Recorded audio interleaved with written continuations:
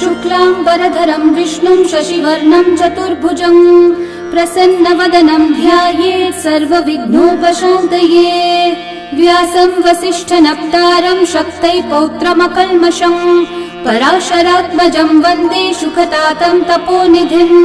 व्यासाय विष्णुरूपाय व्यासरूपाय विष्णवे नमो वै ब्रह्मनिधये वासिष्ठाय नमो नमः।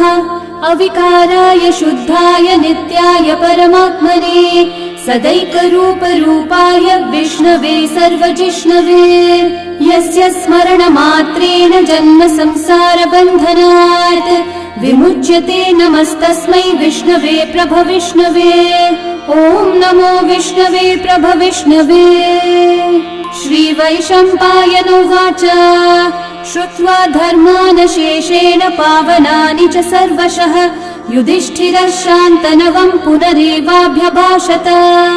युधिष्ठिर उवाच किमेकं दैवतं लोके किं वाप्येकं परायणं स्तुवन्तः कं कमर्चन्तः प्राप्नुयुर्मानवा शुभम्। को धर्मः सर्वधर्माणां भवतः परमो मतः किं जपन्मुच्यते जन्तुर्जन्म संसारबन्धनात्।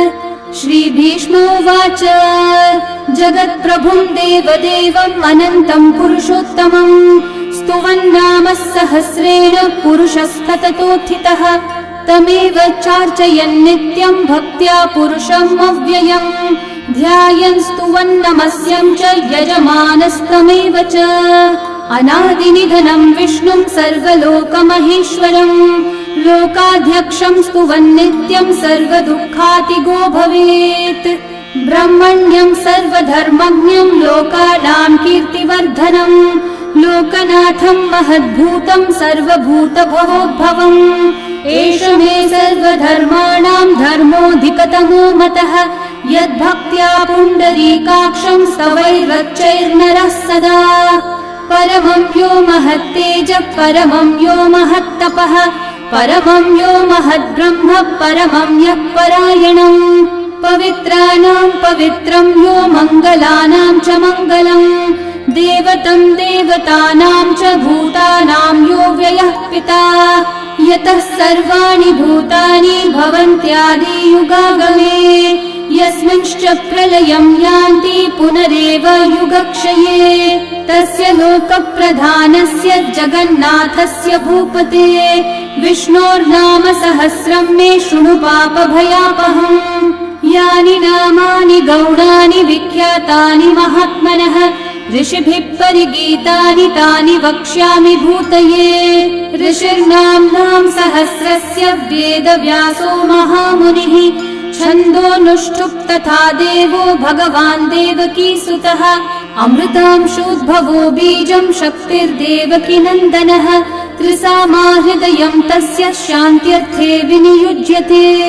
विष्णुं जिष्णुं महाविष्णुं प्रभविष्णुं महेश्वरम् अनेकरूपदैत्यान्तं नमामि पुरुषोत्तमम्।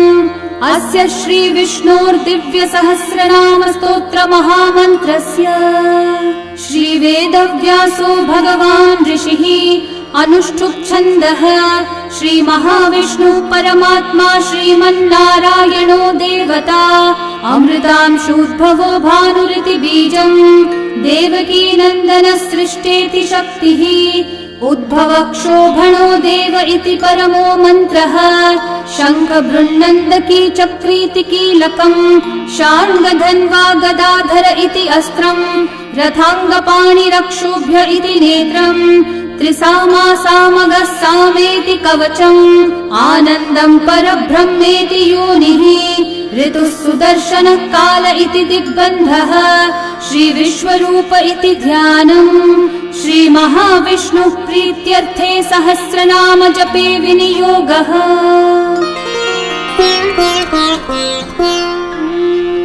ध्यानम् क्षीरोधन्वत्प्रदेशे शुचिमणिविलसत्सैकते मौक्तिकानां माला क्लृप्तासनस्थस्फटिकमणिनिभैर्मौक्तिकैर्मण्डिताङ्गः शुभ्रैरभ्रैरतभ्रैरुपरि विरचितैर्मुक्तपीयूषवर्षैः आनन्देन पुनीयादरिनलिनगदा शङ्खपाणिर्मुकुन्दः भुःपादौ यस्य नाभिर्वियदसुरनिलश्चन्द्रसूर्यौ च नेत्रे कर्णावाशाः शिरौद्योर्मुखमपि दहनो यस्य वास्तेयमब्धिः अन्तस्थं यस्य विश्वं सुरनरखगो भोगि गन्धर्वदैत्यैः चित्रं रम्यते त्रिभुवन विपुषं विष्णुमीशं नमामि। ॐ नमो भगवते वासुदेवाय।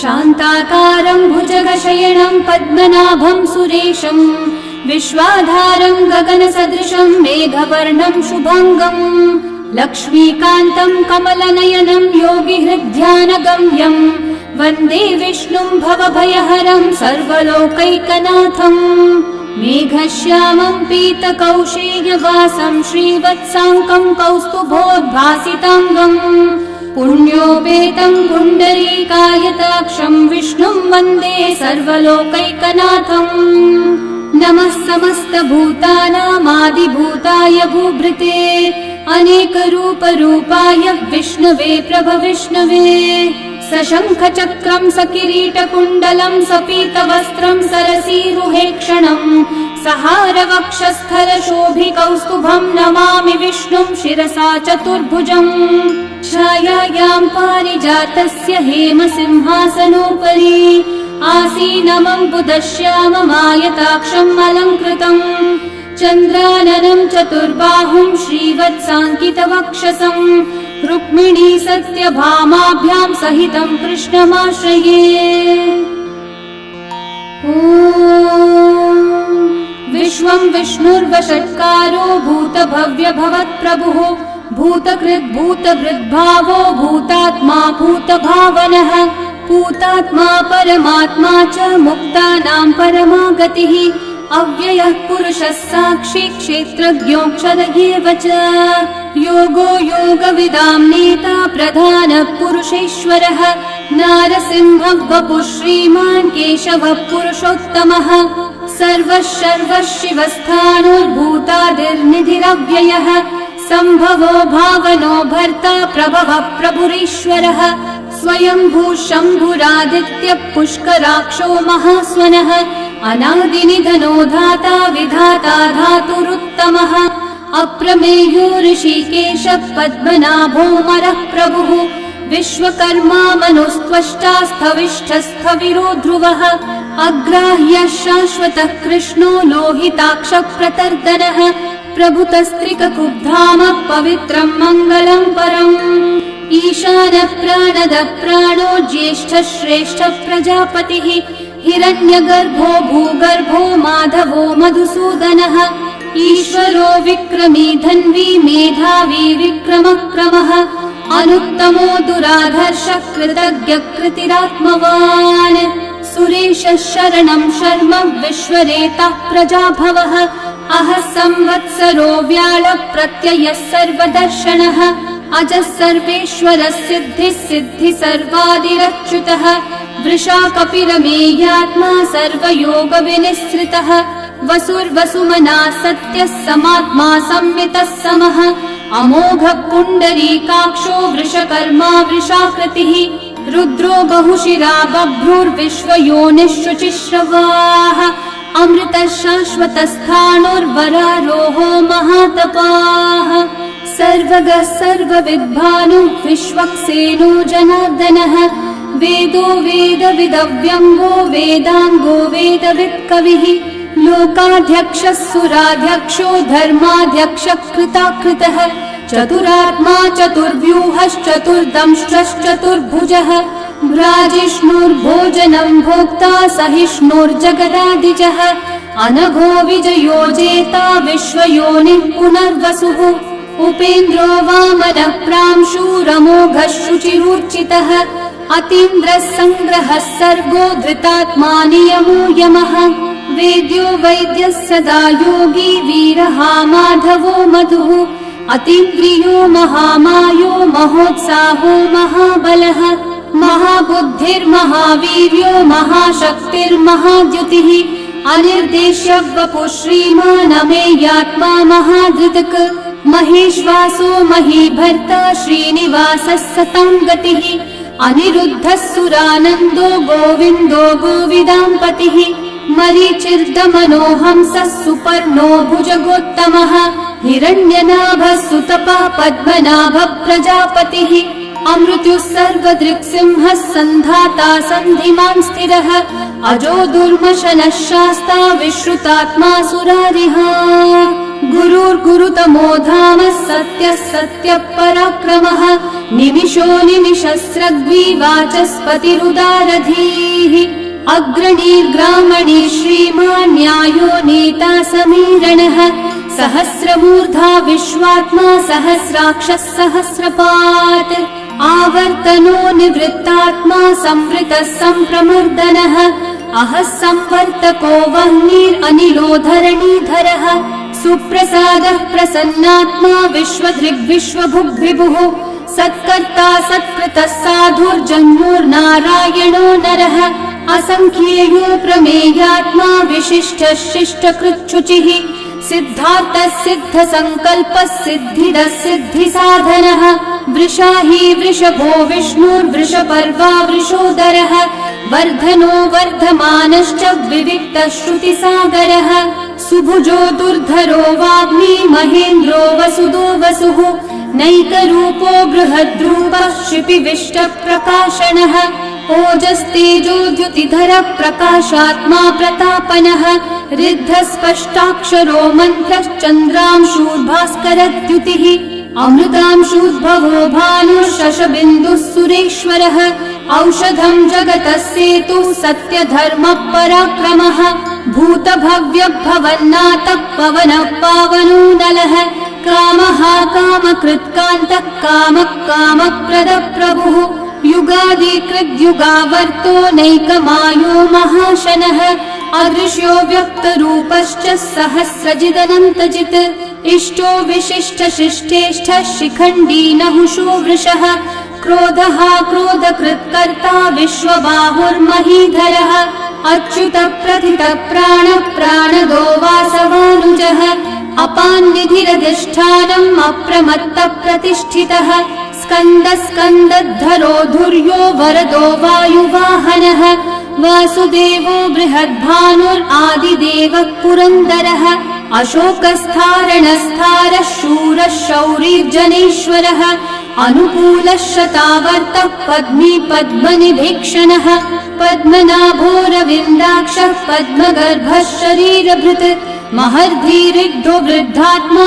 महाक्षो गरुडध्वजः अतुलः शरभो भीमः समयज्ञो हविर्हरिः सर्वलक्षणलक्षण्यो लक्ष्मीवान् समितिञ्जयः विक्षरो रोहितो मार्गो हेतुर्दामोदरः सहः महीधरो महाभागो वेगवानमिताशनः उद्भवक्षोभणो देवः श्रीगर्भः परमेश्वरः करणं कारणं कर्ता विकर्ता गहनो गुहः व्यवसायो व्यवस्थानः संस्थानस्थानदो ध्रुवः परर्धि परमस्पष्टः तुष्टः पुष्टः शुभेक्षणः रामो विरामो विरतो मार्गो नेयो नयो नयः वीरशक्तिमतां श्रेष्ठा धर्मो धर्मविदुत्तमः वैकुण्ठः पुरुषः प्राणः प्राणदः प्रणवपृथुः हिरण्यगर्भः शत्रुघ्नो व्याप्तो वायुरधोक्षजः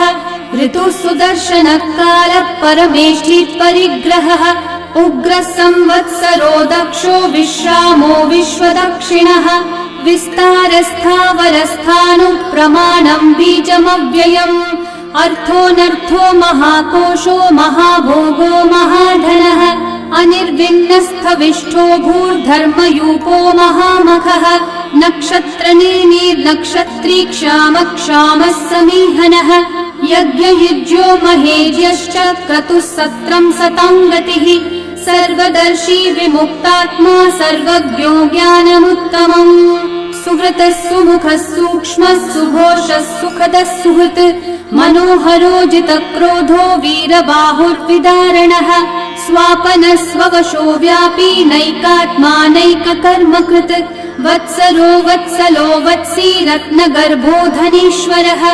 धर्मकृद्धर्मी सदसक्षरमक्षरम् अविज्ञाता सहस्रांशूर्विधाता कृतलक्षणः गभस्तिनेमि सत्त्वस्थः सिंहो भूतमहेश्वरः आदिदेवो महादेवो देवेशो देवभृद्गुरुः उत्तरो गोपतिर्गोप्ता ज्ञानगम्यः पुरातनः शरीरभूतभृद्भोक्ता कपीन्द्रो भूरि दक्षिणः सोमपोऽमृतपः सोमः पुरुजित्पुरुसत्तमः विनयोजयः सत्यसन्धो दाशारः सात्वतां पतिः जीवो विनयिता साक्षी मुकुन्दोऽमितविक्रमः अम्भो निधिरनन्तात्मा महोदधिशयोऽन्तकः अजो महार्हः स्वाभाव्यो जिता मित्रप्रमोदनः आनन्दो नन्दनो नन्दः सत्यधर्मा त्रिविक्रमः महर्षि कपिलाचार्य कृतज्ञो मेदिनीपतिः त्रिपदस्त्रिदशाध्यक्षो महाशृङ्गकृतान्तकृत् महावराहो गोविन्दः सुषेणः कनकाङ्गदी गुह्यो गभीरो गहनो गुप्तश्चक्रगदाधरः वेधास्वाङ्गोजितः कृष्णो दृढसङ्कर्षणोच्युतः वरुणो वारुणो वृक्षः पुष्कराक्षो महामनाः भगवान् भगहानन्दी वनमाली हलायुधः आदित्यो ज्योतिरादित्यः सहिष्णुर्गतिसत्तमः सुधन्वाखण्ड परशुर्दारुणो द्रविणप्रदः दिवस्पृक् सर्वदृग्व्यासो वाचस्पतिरयो निजः त्रिसामासामगः सामन्निर्वाणं भेषजम्भिषक् सन्न्यासकृच्छमः शान्तो निष्ठा शान्तिपरायणम् शुभाङ्गः शान्तिदः सृष्टा कुमुदः कुवलेशयः गोहितो गोपतिर्गोप्ता वृषभाक्षो वृषप्रियः अनिवर्ती निवृत्तात्मा संक्षेप्ताक्षेमकृच्छिवः श्रीवत्सवक्षा श्रीवास श्रीपति श्रीमतांवरः श्रीधः श्रीश श्रीनिवास श्रीनिधि श्रीविभावनः श्रीधर श्रीकर श्रेयः श्रीमान् लोकत्रयाश्रयः स्वक्षस्वङ्गः शतानन्दो नन्दिर्ज्योतिर्गणेश्वरः विजितात्मा विधेयात्मा सत्कीर्तिश्चिन्न संशयः उदीर्णः सर्वतश्चक्षुरनीशः शाश्वतः स्थिरः भूषयो भूषणो भूतिर्विशोकः शोकनाशनः अर्चिष्मान् अर्चितः कुम्भो विशुद्धात्मा विशोधनः अनिरुद्धो प्रतिरथः प्रद्युम्नोमितविक्रमः कालनेमी निहावीरः शौरी शूरजनेश्वरः त्रिलोकात्मा त्रिलोकेशः केशवः केशिहा हरिः कामदेवः कामपालः कामिकान्तः कृतागमः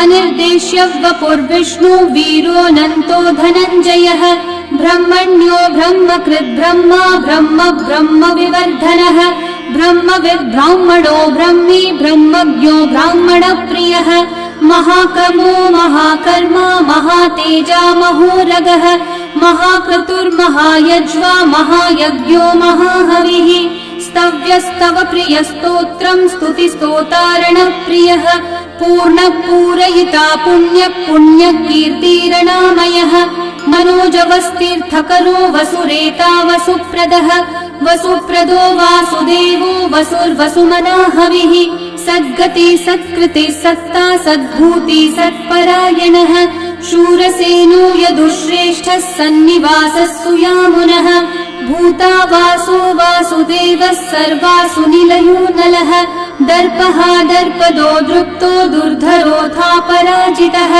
विश्वमूर्तिर्महामूर्तिर्दीप्तमूर्तिरमूर्तिमान् अनेकमूर्तिरव्यक्तः शतमूर्तिः शताननः एकोनैकः स वः किं यतत्पदमनुत्तमम् लोकबन्धुर्लोकनाथो माधवो भक्तवत्सलः सुवर्णवर्णो हेमाङ्गो वराङ्गश्चन्दनाङ्गदे वीरः विषमः शून्यो घृताशीरशलश्चलः अमानी मानदो मान्यो लोकस्वामी त्रिलोकधृक् सुमेधा मेधजो धन्यः सत्यमेधाधराधरः तेजो वृषो द्युतिधरः सर्वशस्त्रभृताम्बरः प्रग्रहो निग्रहो व्यग्रो नैकः शृङ्गो गदाग्रजः चतुर्मूर्तिश्चतुर्बाहुश्चतुर्व्यूहश्चतुर्गतिः चतुरात्मा चतुर्भावश्चतुर्वेदविदेकपात् समावर्तो निर्वृत्तात्मा दुर्जयो दुरतिक्रमः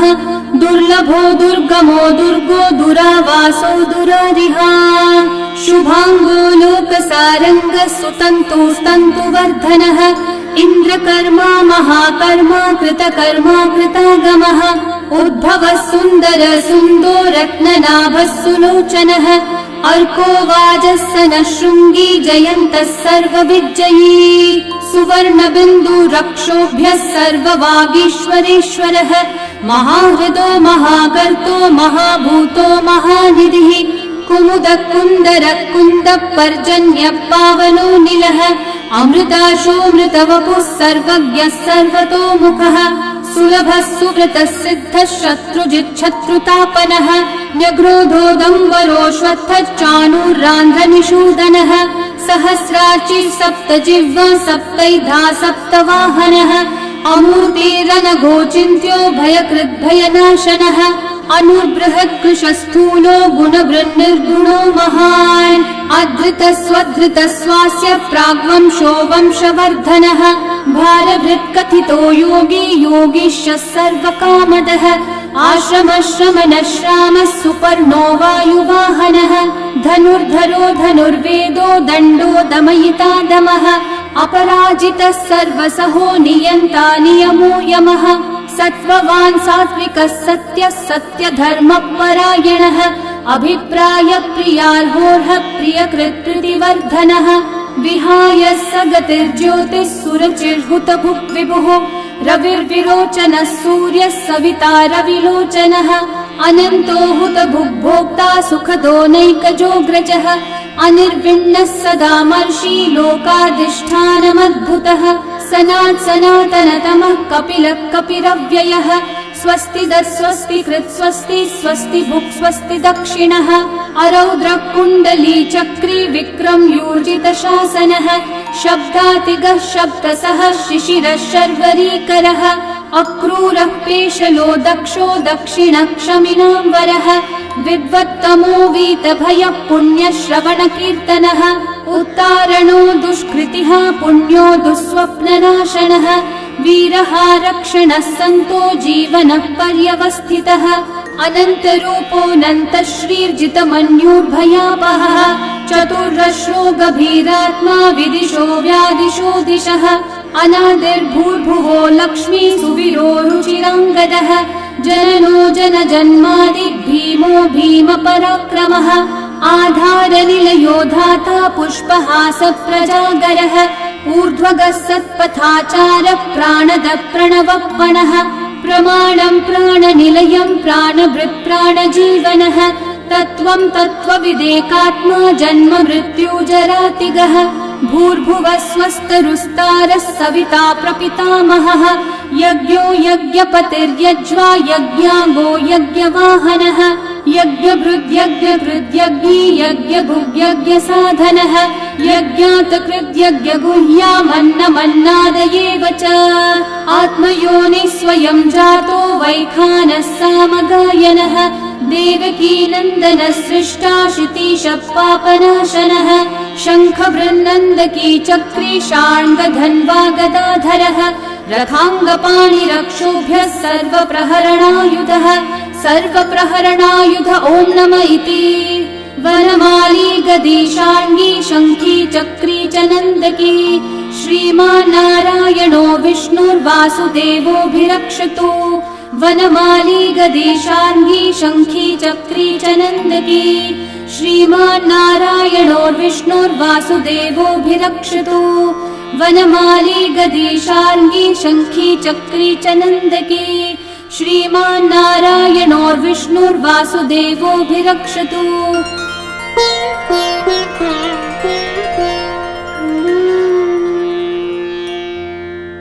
इतीदं कीर्तनीयस्य केशवस्य महात्मनः नाम्नां सहस्रं दिव्यानाम् अशेषेण प्रकीर्तितम्। य इदं शृणुयान् नित्यं यश्चापि परिकीर्तयेत् न शुभं प्राप्नुयात् किञ्चित् सोमुत्रेह च मानवः। वेदान्तगो ब्राह्मणः स्यात् क्षत्रियो विजयी भवेत् वैश्यो धन समृद्धः स्यात् शूद्रः सुखमवाप्नुयात्। धर्मार्थी प्राप्नुयात् धर्मम् अर्थार्थी चार्थमाप्नुयात्। कामानवाप्नुयात् कामी प्रजार्थी चाप्नुयात् प्रजाम्। भक्तिमान् यः सदोत्थाय शुचिस्तद्गतमानसः सहस्रं वासुदेवस्य नाम्नामेतत् प्रकीर्तये। यशः प्राप्नोति विपुलं याति प्राधान्यमेव च अचलां श्रियमाप्नोति श्रेय प्राप्नोत्यनुत्तमम्। न भयं क्वचिदाप्नोति वीर्यं तेजश्च विन्दति। भवत्यरोगो द्युतिमान् बलरूपगुणान्वितः रोगार्तो मुच्यते रोगात् बद्धो मुच्येत बन्धनात्। भयान्मुच्येत भीतस्थो मुच्येतापन्न आपदः। दुर्गान्यतितरत्याशु पुरुषः पुरुषोत्तमम् स्तुवन्नाम सहस्रेण नित्यं भक्ति समन्वितः। वासुदेवाश्रयो मर्त्यो वासुदेवपरायणः सर्वपाप विशुद्धात्मा याति ब्रह्म सनातनम्। न वासुदेव भक्तानाम् अशुभं विद्यते क्वचित् जन्म मृत्यु जरा व्याधि भयं नैवोपजायते। इमं स्तवमधीयानः श्रद्धा भक्ति समन्वितः युज्येतात्मसुखः शान्ति श्रीधृति स्मृति कीर्तिभिः। न क्रोधो न च मात्सर्यं न लोभो नाशुभा मतिः भवन्ति कृतपुण्यानां भक्तानां पुरुषोत्तमे। द्यौस चन्द्रार्कनक्षत्राखं दिशो भूर्महो दधिः वासुदेवस्य वीर्येण विदतानि महात्मनः। ससुरासुरगन्धर्वं स यक्षोरगराक्षसम् जगद्वशे वर्ततेदं कृष्णस्य सचराचरम्। इन्द्रियाणि मनोबुद्धिः सत्त्वं तेजो बलं द्युतिः वासुदेवात्मकन्याहुः क्षेत्रं क्षेत्रज्ञ एव च। सर्वागमानामाचार प्रथमं परिकल्पते आचार प्रभवो धर्मो धर्मस्य प्रभुरच्युतः। ऋषयः पितरो देवा महाभूतानि धातवः जङ्गमा जङ्गमं चेदं जगन्नारायणोद्भवम्। योगो ज्ञानं तथा साङ्ख्यं विद्या शिल्पादि कर्म च वेदाः शास्त्राणि विज्ञानमेतत् सर्वं जनार्दनात्। एको विष्णुर्महद्भूतं पृथक् भूतान्यनेकशः त्रीन् लोकान् व्याप्य भूतात्मा भुङ्क्ते विश्वभुगव्ययः। इमं स्तवं भगवतो विष्णोर्व्यासेन कीर्तितम् पठेद्य इच्छेत् पुरुषः श्रेय प्राप्तुं सुखानि च। विश्वेश्वरमजं देवं जगतः प्रभुमव्ययम् भजन्ति ये पुष्कराक्षं न ते यान्ति पराभवम् न ते यान्ति पराभवम्। ॐ नमः इति। अर्जुनोवाच पद्मपत्र विशालाक्ष पद्मनाभः सुरोत्तम भक्तानामनुरक्तानां त्राता भव जनार्दन। श्रीभगवानुवाच यो मां नाम सहस्रेण स्तोतुमिच्छति पाण्डव सोऽहमेकेन श्लोकेन स्तुत एव न संशयः स्तुत एव न संशय। ॐ नमः इति। व्यास उवाच वासनाद् वासुदेवस्य वासितं भुवनत्रयम् सर्वभूतनिवासोऽसि वासुदेव नमोऽस्तु ते। श्रीवासुदेव नमोऽस्तु त। ॐ नमः इति। पार्वत्योवाच केनोपायेन लघुना विष्णोर्नाम सहस्रकम् पठ्यते पण्डितेर्नित्यं श्रोतुमिच्छाम्यहं प्रभो। ईश्वरोवाच श्रीराम राम रामेति रमे रामे मनोरमे सहस्रनाम तत्तुल्यं राम नाम वरानने। श्रीराम राम रामेति रमे रामे मनोरमे सहस्रनाम तत्तुल्यं राम नाम वरानने।